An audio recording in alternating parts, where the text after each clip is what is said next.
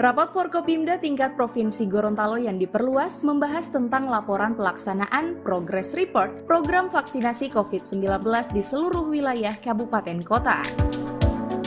Untuk kota Gorontalo, jumlah sasaran vaksinasi sebanyak 159.606 orang, dengan total suntikan sebanyak 106.489 orang, dengan persentase 66,72%.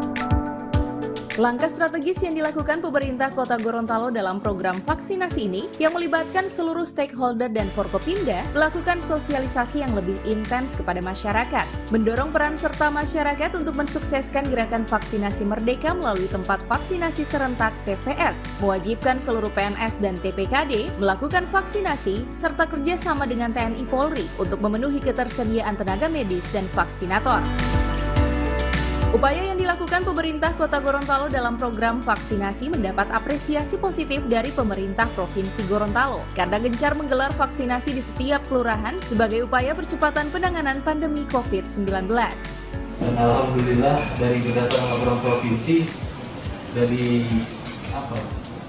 dosis ya Pak ya, kita itu 93% tinggi. Nah, kemudian kami juga sampaikan sasaran beserta juga yang telah kita suntik itu atau kita vaksinasi itu berapa, kami sudah sampaikan di sana. Alhamdulillah kami juga sudah siap dengan adanya TVS ini. Forkopimda Provinsi mengapresiasi kita karena sudah menyediakan jadwal lengkap sampai dengan bulan Oktober tanggal 22. Usai mengikuti rapat Forkopimda diperluas bersama pemerintah Provinsi Gorontalo, Wakil Wali Kota Rian Fakrisan Konobeko menggelar rapat koordinasi bersama seluruh camat terkait upaya optimalisasi pelaksanaan program vaksinasi.